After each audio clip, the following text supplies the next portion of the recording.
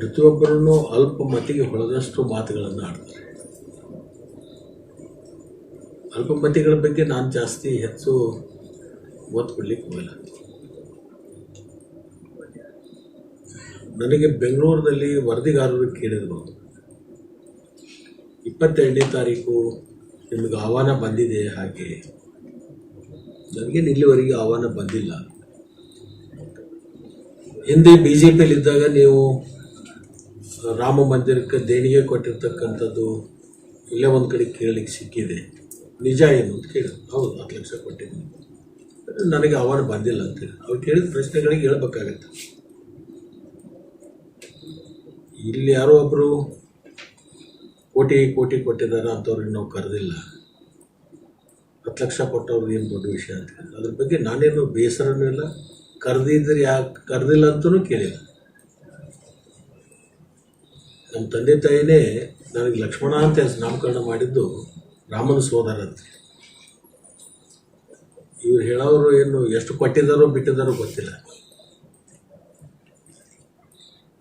ಅದ್ರ ಬಗ್ಗೆ ನಾನೇನು ಚರ್ಚೆ ಮಾಡಲಿಕ್ಕೂ ಹೋಗೋದಲ್ಲ. ಅವರ ಭಕ್ತಿ ಅನುಸಾರವಾಗಿ ಯಾರು ಕೊಡ್ಬೋದು, ಯಾರು ಕೊಡ್ಲಿಕ್ಕೆ. ಆದರೆ ಯಾರು ಇದ್ರ ಬಗ್ಗೆ ಹೆಚ್ಚು ಒತ್ತನ್ನು ಕೊಟ್ಟು ಇವ್ರು ಯಾರು ಅನ್ನುವಂಥದ್ದು ಮಾತಾಡ್ತಾರಲ್ಲ, ನಾನು ಅವ್ರ ಥರ ಮಾತಾಡ್ಲಿಕ್ಕೆ ಇವ್ರು ಯಾರು ಅಂತ ಕೇಳಿದೆ. ಅಂದರೆ ಇವರು ಹಣ ಸಂಗ್ರಹ ಮಾಡ್ತಕ್ಕಂಥವ್ರು, ಹಣ ಸಂಗ್ರಹ ಮಾಡಿ ರಾಮ ಮಂದಿರಕ್ಕೆ ಕೊಟ್ಟಿರ್ತಕ್ಕಂಥವ್ರು. ಅವ್ರು ಹೋಗಿದಾರೋ ಇಲ್ಲೋ ಗೊತ್ತಿಲ್ಲ, ನನಗೆ ಮಾಹಿತಿನೂ ಇಲ್ಲ ಅದ್ರ ಬಗ್ಗೆ. ಈ ಸಂದರ್ಭದಲ್ಲಿ ಇವತ್ತು ಶುಭ ದಿನದಿಂದ ಅದ್ರ ಬಗ್ಗೆ ಹೆಚ್ಚು ನಾವು ಚರ್ಚೆಗಳನ್ನು ಮಾಡೋದು. ಮುಂದೊಂದು ದಿನ ಸಮಯ ಸಂದರ್ಭಗಳು ಬಂದಾಗ ಚರ್ಚೆ ಮಾಡ್ತಕ್ಕಂಥ ಸಂದರ್ಭ ಚರ್ಚೆ ಮಾಡೋದು. ಅನುಕ್ಷಣದ ಸುದ್ದಿಗಳಿಗಾಗಿ ವಿಸ್ತಾರ ನ್ಯೂಸ್ ಯೂಟ್ಯೂಬ್ ಚಾನೆಲ್ ಸಬ್ಸ್ಕ್ರೈಬ್ ಮಾಡಿ. ಹೊಸ ಸುದ್ದಿಗಳ ನೋಟಿಫಿಕೇಶನ್ಗಾಗಿ ಬೆಲ್ ಐಕಾನ್ ಕ್ಲಿಕ್ ಮಾಡಿ.